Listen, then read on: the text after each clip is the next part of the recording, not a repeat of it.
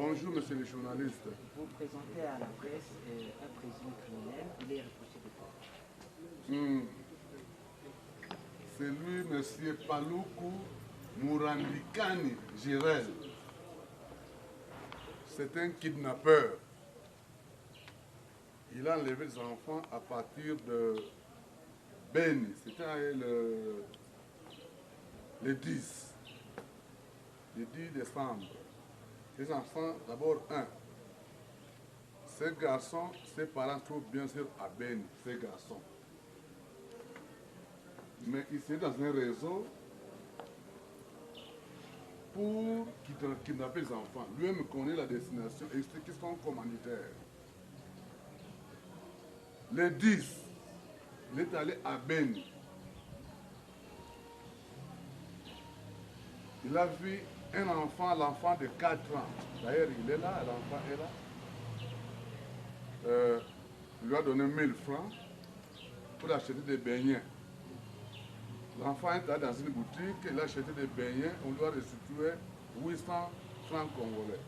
Quand il a vu quelqu'un de bonne foi lui a donné l'argent, il est allé appeler aussi sa grande sœur. Et sa grande sœur au nom de Abigail Agisha. Elle a 7 ans. Sa grande sœur, et puis lui-même l'enfant Nathan Iragi, 4 ans. Mais sa grande sœur a vu un peu d'argent. Curieux, les garçons ne voulaient pas attirer le mouvement des gens jusqu'à ce qu'il a payé les petits garçons à côté pour donner encore l'argent acheter venu. Les garçons est allé. Sa sœur l'a suivi en appelant son petit frère. Arrivé un peu plus loin, le garçon a pris la moto. Il a pris la moto il a pris en direction pour rentrer vers la maison où habitent les enfants, pour seulement faire la simulation, et puis ils sont allés au niveau parking. Au niveau parking, ils ont pris le véhicule jusqu'à Butembo. Arrivé à Butembo, les gens ont suspecté parce que les enfants commençaient à pleurer. C'est ainsi comme il y avait un policier, à côté, c'était au niveau de rue de l'avenue Butembo, près de l'hôtel Paradise.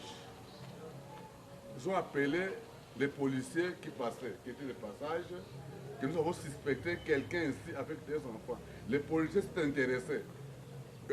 Immédiatement, il m'a appelé, c'est ainsi que j'ai vite envoyé le véhicule CSO pour récupérer les suspects. Arrivé sur le lieu, effectivement, les garçons voulaient faire croire aux gens qu'il est parenté à ses enfants. Mais après vérification, les enfants ont contesté. Non, on ne les connaît pas.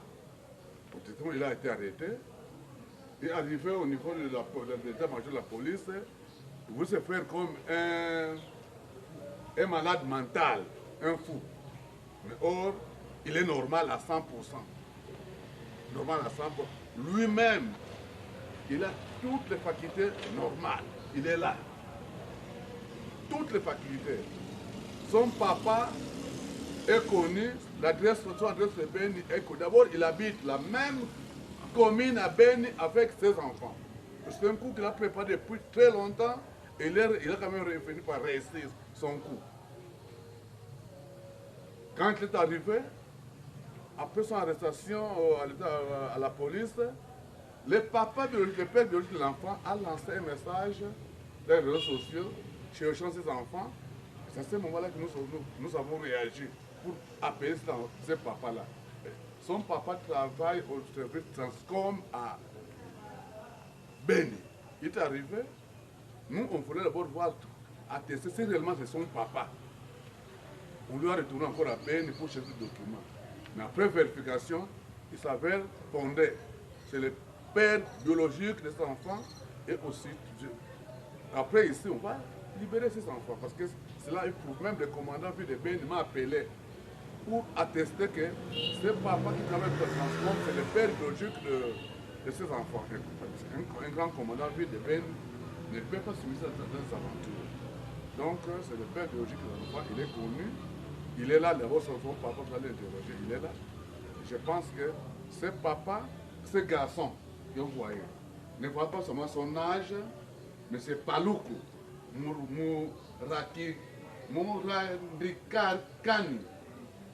Paluku Mourandikani, Jirel, est un criminel. Il est dans un réseau. Lui doit dire la vérité et les services de renseignement